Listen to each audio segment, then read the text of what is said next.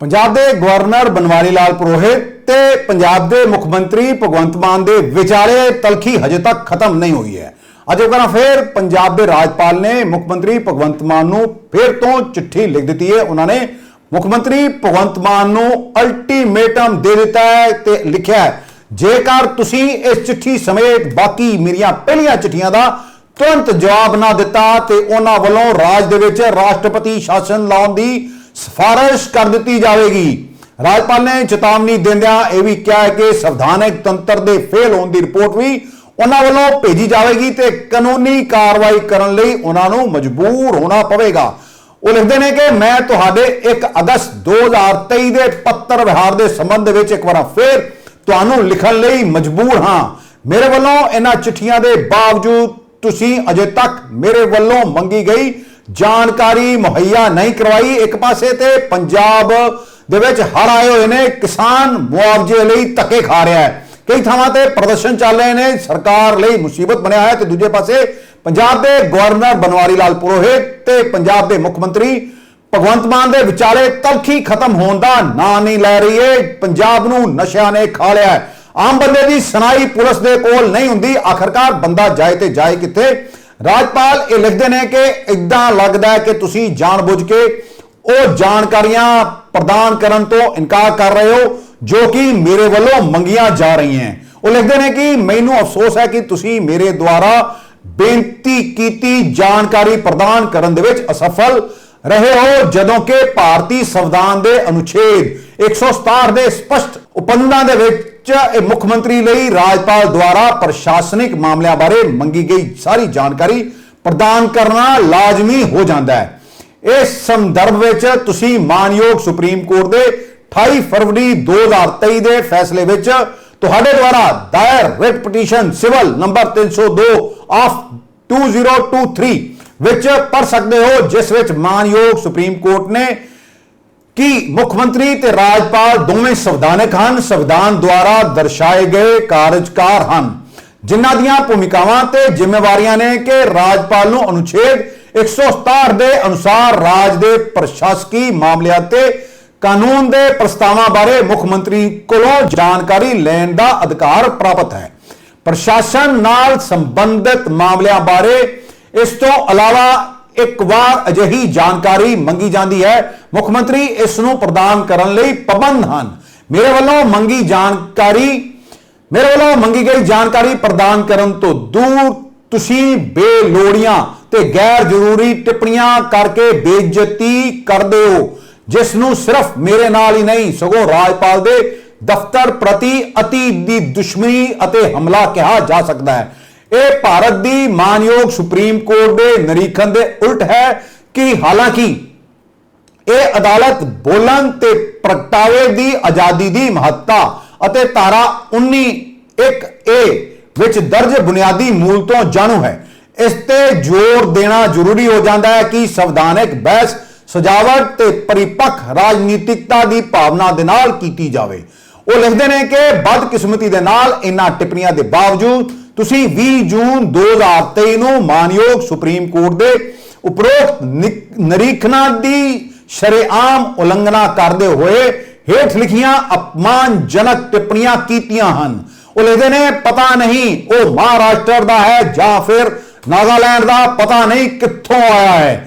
इस तो साफ जाहिर है कि मुख्यमंत्री भगवंत मान वालों या उन्होंने किसी मंत्री वालों राज्यपाल साहब के उत्ते जो भी कोई टिप्पणी की जाती है वो एक पूरा रिकॉर्ड रखते हैं। पुराने पत्रकार रह चुके हैं, 42 सालों का उन्होंने तजुर्बा हो चुका है सियासत दे विच, कई बार मंत्री बने, कैबिनेट के भी वजीर रहे, केंद्र के भी वजीर रहे, तो हुण वो चौथी बार राज्यपाल बनाए गए हैं। इस तो पहला भी वो 3 राज्यों के राज्यपाल रह चुके हैं। वो लिखते हैं राज भवन के जनाब ए आली नूं चोन लड़नी चाहिए है। यह टिप्पणी राज्यपाल साहब ने उसनूं लैके की है जदों वो फाजिलका ते फिरोजपुर के दौरे ते जाते हैं, तो फिर उन्होंने यह कहा जाता है कि ये उतों टिकट लै लैन, उतों चोल ना लैन, वो मेरे हैलीकॉप्टर की वरतों करते हैं, तो फिर उत्थे आके मैनू ही बुरा भला आखते हैं कि यह सरकारी हैलीकॉप्टर है। इसलिए मैनू लगता है कि राज्यपालों के बहुत ज्यादा दखल की कोई लोड़ नहीं है। उन्हों का काम सौं चुकाना है, तो उसने 100 सानू चुकाई है। वो ये भी लिखते हैं कि कागजां दे एक सैट नूं लहराउंदे होए तुसीं आख्या सी ये एक वड्डी किताब है।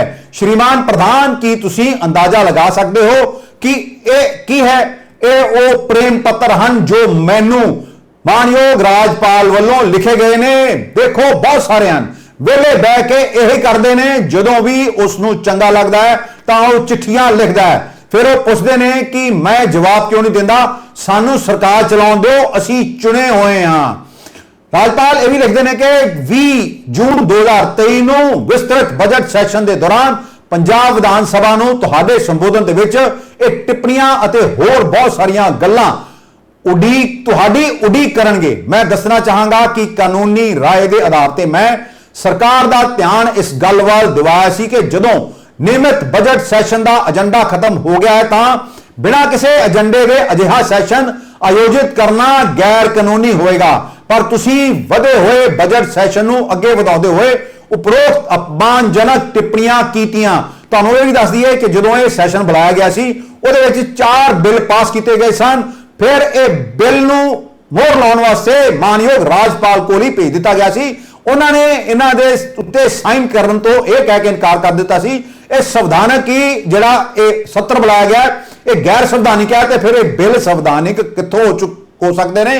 वह भी लिखते हैं मैनू तुहानू याद कराउण दी लोड़ नहीं कि भारत की मानयोग सुप्रीम कोर्ट ने देखा है कि मुख्यमंत्री के ट्वीट ते चिट्ठी का लहजा ते टैनर उचित नहीं है।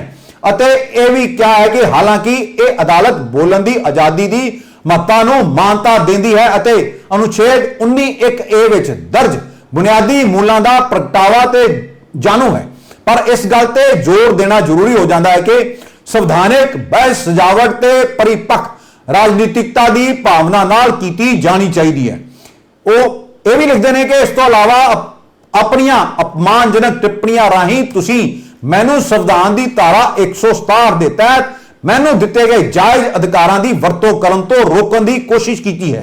अजिहा एक्ट भारतीय दंडावली की धारा 124 अधीन कार्रवाई लई आधार भी जिहड़ा प्रदान कर सकता है। राज्यपाल वालों मंगी गई जानकारी का खुलासा ना करना उस संविधान फर्ज की स्पष्ट अनगहली है जो धारा 167(b) तहत मुख्यमंत्री नूं सौंपया गया है। यह व्यवहार दर्शाता है कि तुसीं ना सिर्फ संविधान के उपबंधां की अणदेखी की है सगों वार-वार ते जानबुझ के भारत की सुप्रीम कोर्ट के निरीखणां की अण आग्याकारी ते निरादर किया है जिसनों मानयोग सुप्रीम कोर्ट का अपमान कहा जा सकता है। मानयोग सुप्रीम कोर्ट दीयां टिप्पणियां के मद्देनजर यह धारा 167(b) के संदर्भ दे विच संवैधानिक फर्ज की उलंघना है। मैनू यह दसदे हुए अफसोस है कि राज विच संवैधानिक मशीनरी की असफलता जापदी है। इस संबंध में मैं संविधान के निर्माता डॉक्टर भीम राव अंबेडकर द्वारा निर्धारित नियमां तो सोध लै रहा हां जो कि तुहाडे द्वारा दायर केस विच सुप्रीम कोर्ट द्वारा उपरोक्त फैसले विच भी भरोसा किया गया सी। मैं उसे तो हवाला देंदा हां। वो लिखते हैं कि इसे फैसले विच सुप्रीम कोर्ट ने यह भी कहा सी कि साडे संविधान दे विच दर्ज सरकार की कैबिनेट प्रणाली के तहत राज्यपाल जां संविधानिक जां रस्मी मुखी है ते वो संविधान द्वारा उसनों दित्तियां गईयां सारियां शक्तियां अते कारजां दी वरतों करदा है। उसकी मंत्रिमंडल की सहायता ते सलाह दे नाल वरतदा है उन्हां खेतरां नूं छड्ड के जिथे राज्यपाल नूं संविधान के अधीन अपने विवेक दे नाल अपने कारजां की वरतों करन दी लोड़ हुंदी है। संविधान के तहत राज्यपाल ते तय किए गए फर्ज अनुसार मैं ये देखना है कि प्रशासन नूं इस पद्धर ते चले जिसनूं चंगा कुशल निरपक्ष अते ईमानदार मन्निया जाए तो सरकार द्वारा पेश कीतियां गईयां तजवीज़ां दे उल्ट नहीं हैं। इसलिए मेरी सलाह है कि तुहानूं चेतावनी देंदे होए कि तुसीं उपर दसे मेरे पत्रों का जवाब दिओ अते वो जानकारी दिओ जो मैं मंगी है। राज्यपाल यह भी लिखते हैं कि मैनू पंजाब विच नशीले पदार्थों की वड्डे पद्धर ते उपलब्धता अते वरतों बारे वख-वख एजेंसियां तो रिपोर्टां प्राप्त होईयां हन। यह आम हो गया है कि यह दवाइयां दे स्टोरां ते उपलब्ध हैं अते हुण एक नवा रुझान वेखण नूं मिल रहा है कि यह सरकारी नियंत्रित शराब स्टोरां ते भी वेचे जा रहे हैं। हाल विच नारकोटिक्स कंट्रोल ब्यूरो अते चंडीगढ़ पुलिस ने एक सांझी कार्रवाई करते हुए लुधियाने विच ਨਸ਼ੇ ਵੇਚਣ ਵਾਲੇ 66 ਸ਼ਰਾਬ ਦੇ ਠੇਕਿਆਂ ਨੂੰ ਸੀਲ ਕੀਤਾ ਹੈ। ਸੰਸਦੀ ਸਥਾਈ ਕਮੇਟੀ ਦੀ ਤਾਜ਼ਾ ਰਿਪੋਰਟ ਵਿੱਚ ਕਿਹਾ ਗਿਆ ਹੈ ਕਿ ਪੰਜਾਬ ਵਿੱਚ ਹਰ 5 ਵਿੱਚੋਂ 1 ਵਿਅਕਤੀ ਨਸ਼ੇ ਦਾ ਆਦੀ ਹੈ। ਇਹ ਤੱਥ ਪੰਜਾਬ ਦੇ ਵਿੱਚ ਅਮਨ ਕਾਨੂੰਨ ਦੀ ਇਸ ਹੱਦ ਤੱਕ ਵਿਗੜ ਰਹੀ ਹਾਲਤ ਵੱਲ ਇਸ਼ਾਰਾ ਕਰਦੇ ਹਨ ਕਿ ਹੁਣ ਪਿੰਡ ਵਾਸੀਆਂ ਨੇ ਵੱਡੀ ਗਿਣਤੀ ਵਿੱਚ ਸੜਕਾਂ ਤੇ ਆ ਕੇ ਰੋਸ ਪ੍ਰਦਰਸ਼ਨ ਕਰਨੇ ਸ਼ੁਰੂ ਕਰ ਦਿੱਤੇ ਨੇ ਅਤੇ ਨਸ਼ਿਆਂ ਤੋਂ ਬਚਾਅ ਲਈ ਆਪਣੀ ਗ੍ਰਾਮ ਸੁਰੱਖਿਆ ਕਮੇਟੀਆਂ ਬਣਾਉਣ ਦਾ ਫੈਸਲਾ ਕੀਤਾ ਹੈ। ਕਿਰਪਾ ਕਰਕੇ ਇਹਨਾਂ ਦਵਾਈਆਂ ਤੇ ਤੁਹਾਡੀ ਦੁਆਰਾ ਕੀਤੀ ਗਈ ਕਾਰਵਾਈ ਦੀ ਤੁਰੰਤ ਮੇਰੇ ਦਫ਼ਤਰ ਨੂੰ ਰਿਪੋਰਟ ਕੀਤੀ ਜਾਵੇ। ਇਸ ਤੋਂ ਪਹਿਲਾਂ ਮੈਂ ਸੰਵਿਧਾਨਿਕ ਮਸ਼ੀਨਰੀ ਦੀ ਅਸਫਲਤਾ ਬਾਰੇ ਧਾਰਾ 356 ਦੇ ਤਹਿਤ ਭਾਰਤ ਦੇ ਰਾਸ਼ਟਰਪਤੀ ਨੂੰ ਰਿਪੋਰਟ ਭੇਜਣ ਅਤੇ ਆਈਪੀਸੀ ਦੀ ਧਾਰਾ 124 ਦੇ ਤਹਿਤ ਅਪਰਾਧਿਕ ਕਾਰਵਾਈ ਸ਼ੁਰੂ ਕਰਨ ਦਾ ਫੈਸਲਾ ਕਰਦਾ ਹਾਂ। ਮੈਂ ਤੁਹਾਡੇ ਤੋਂ ਆਪਣੇ ਉਪਰੋਕਤ ਪੱਤਰਾਂ ਦੇ ਤਹਿਤ ਲੋੜੀਂਦੀ ਜਾਣਕਾਰੀ ਮੰਗਦਾ ਹਾਂ। ਇਸ ਦੇ ਨਾਲ ਹੀ ਕਦਮਾਂ ਬਾਰੇ ਜਾਣਕਾਰੀ ਤੁਹਾਡੇ ਵੱਲੋਂ ਸੂਬਾ ਵਿੱਚ ਨਸ਼ਿਆਂ ਦੀ ਸਮੱਸਿਆ ਦੇ ਸੰਬੰਧ ਵਿੱਚ ਲਿਆ ਗਿਆ ਪੱਤਰ ਵੀ ਭੇਜਿਆ ਜਾਵੇ।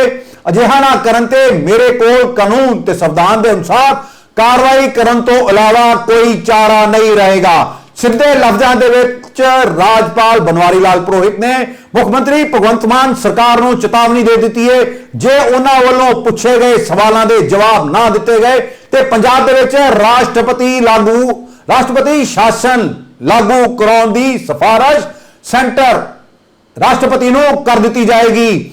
ਦੇਖੋ ਆਉਣ ਵਾਲੇ ਸਮੇਂ ਦੇ ਵਿੱਚ ਕੀ ਇਹਨਾਂ ਦੋਨਾਂ ਦੇ ਵਿਚਾਲੇ ਤਲਖੀ ਵਧੇਗੀ, ਇਹ ਸਭ ਤੋਂ ਵੱਡਾ ਸਵਾਲ ਹੈ। ਵੈਸੇ ਸਾਡੀ ਇੱਕੋ ਰਾਏ ਸੀ ਜੇ ਜੋ ਵੀ ਗਵਰਨਰ ਸਾਹਿਬ ਮੁੱਖ ਮੰਤਰੀ ਭਗਵੰਤ ਮਾਨ ਕੋਲੋਂ ਜਾਂ ਫਿਰ ਸਰਕਾਰ ਕੋਲੋਂ ਜਾਣਕਾਰੀ ਹਾਸਲ ਕਰਨਾ ਚਾਹੁੰਦੇ ਨੇ ਜੇ ਉਹਨਾਂ ਦੀਆਂ ਚਿੱਠੀਆਂ ਦਾ ਜਵਾਬ ਦੇ ਵੀ ਦਿੱਤਾ ਜਾਂਦਾ ਤੇ ਫਿਰ ਉਹਦੇ ਵਿੱਚ ਕੋਈ ਬੁਰਾਈ ਨਹੀਂ ਸੀ। ਇਸ ਮਾਮਲੇ ਨੂੰ ਆਖਰਕਾਰ ਕਿਉਂ ਤੋਲ ਦਿੱਤਾ ਗਿਆ ਇਹ ਸਮਝ ਤੋਂ ਪਰੇ ਹੈ।